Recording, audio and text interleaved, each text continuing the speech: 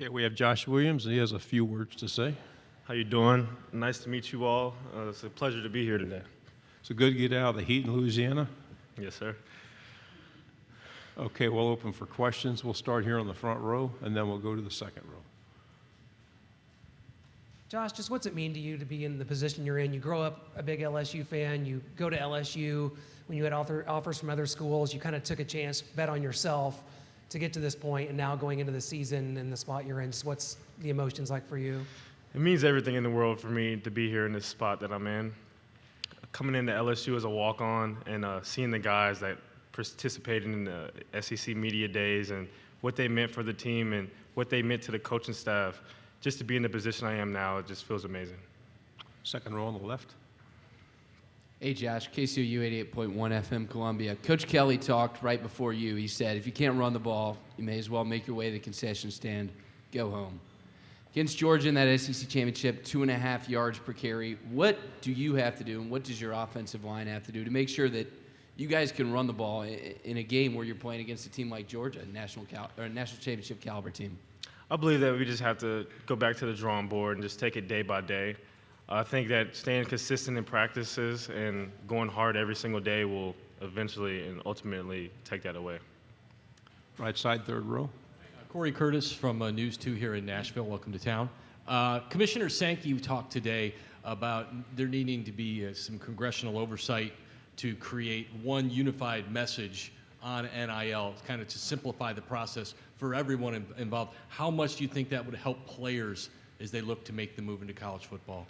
I think it'll be a great opportunity for players, not only because it'll give them more opportunities to focus on football alone, and the NIL deal will kind of take more of a back burner, and we wouldn't have to give as much energy to it. Left side, second row. Chris Farblin, KCOU 81 FM. Josh, you were one of the few players that still has a connection to that 2019 national championship team. As a true freshman being on that scout team, I just want to ask, having the opportunity to come into college and being just practicing, being around all those future NFL players, how did that help you develop into the player you are here today? I would say the main thing that helped me was seeing the consistency that they put in each and every day. You know, when you see guys like Joe Burrow and Jamar Chase and Clyde Edwards-Helaire come in each and every day, going the extra mile, doing the extra small detailed things, that's what showed me what works, the consistency. Okay, we'll stay on the left side. Dan Peck, ESPN 1067 in Auburn. I'd love to know just the differences between last offseason, new coaching staff, coming off the end of the Orgeron era to now, coming off a division championship. Just what's been different about this offseason, especially compared to last offseason? I would say that this offseason, there's a lot more confidence in the building. You know what I mean? Everybody knows everybody. We're comfortable. We have a lot more transfers in. Also, I would say that Coach Flint also made a comment that when he first came in last season that he really couldn't do his full strength and conditioning program as if he would if he were already here. But this offseason, we have been picking it up, doing a lot more, and he's been congratulating us and applauding us every week, so I know we're doing well. Left side, third row. Tyler Shaw with KBTX at College Station. Just curious, the way you guys ended that regular season, in College Station at Texas A&M. What do you remember from that game, and just kind of the feelings you had of ending the regular season that way? It was a tough game for me because I wasn't able to play, and I'm from Houston, Texas, and I know everybody at A&M, and it was a tough deal for me. But I learned that I could be more of a vocal leader.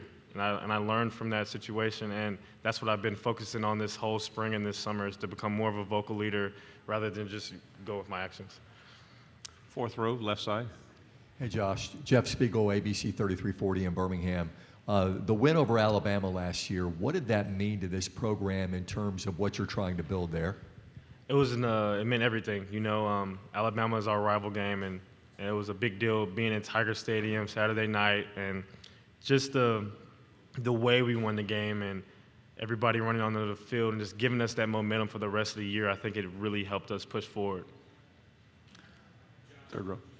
With all the success on campus, with a lot of coaches who I believed are in year two, and Coach Kelly's in year two, how much does that push forward the expectation in the football program? It's brought up a lot of talks and a lot of expectations, of course. we would love to make everybody happy and win the national championship and have that cycle continue. It would be amazing. How does it feel to see the SEC expanding even more into your home state? I love the fact that the SEC is expanding more to Texas. I feel like a lot of kids from Texas leave Texas because they want to play in the SEC. But now that they're bringing it more to to Texas, I think it's a great thing for football. Second row, left side. It seemed like last season you guys had incredible success in close games, and I was just wondering if there's anything about the team that you think led to the fact that whenever the game came down to one possession, it felt like LSU won. I believe that the guys in our locker room, we're very tight-knit, and we don't take losing lightly. We're very competitive, even in practice, or it could be a bag toss. Everybody on the team is very competitive, and when we're in a close, tight game and you have your head coach, Coach Kelly, pouring his heart out into you, telling you to give it your all, we just go out there and give it our all, and we just throw our hearts against the line for the win. Right here in front row. Noah Groniger, Starcade Media. From growing up being an LSU fan to being a walk-on to earning that scholarship, what was kind of the most surreal moment where you're looking around like, man, this is it. This is what I dreamt of? Honestly, the most surreal moment was after the Florida game, going in the locker room and Coach Kelly giving me the game ball after I had a 100-yard game. That was a big deal for me. It was the first time I ever actually noticed that I actually had some accomplishments for real. So yeah. Front row, right side. Hi, AP Stidham, AP and Kelly, as we see at syndicated radio. Josh, last year about 500 yards, 20 catches, 20-plus catches. Will your role be the same or expanded? It's ultimately up to Coach Kelly what my role will be. All I know is that I am going to stay consistent each and every day and give it all I have. Two final questions right here, and then we'll go over here. Chris Farblin, KCOU 81 FM Columbia. So you've been at LSU now, this is entering your 5th year. You spent 3 years under Coach O, now entering your 2nd year in Brian Kelly. My question here is, what really is the biggest difference in between Coach O and Brian Kelly and how they carry themselves, really just from like a day-to-day operation in LSU football? Well, you know, coming into LSU, Coach O ultimately gave me the opportunity to earn a scholarship here. And Coach O is a lot more outspoken, a lot more loud. But he ultimately did give me the opportunity to come here as a walk-on and earn that scholarship, which he did give me. So I love Coach O forever for that. And Coach Kelly, it's a lot of similarities. They're both great coaches, but Coach Kelly is a lot more deep. I feel like Coach Kelly gave me the opportunity to become more of a leader. He gave me the opportunity to actually start in a game. And not only that, but I feel like Coach Kelly has helped me become more into my own as a man, as a confident person. So they're both great day to day. I mean, I wouldn't ask for any other coaches. Final question. left side. Corey Curtis again. And last, but just want to ask you about the conference this year. The fact that how strange is it not to be playing for the SEC West title? I mean, you got 14 playing for one spot. I actually think it's pretty different, but I mean, I'm excited for it. I mean, I'm just excited for the future. I think that it'll be good for the SEC in the years to come. Thanks, Josh. Appreciate it. Yes, sir.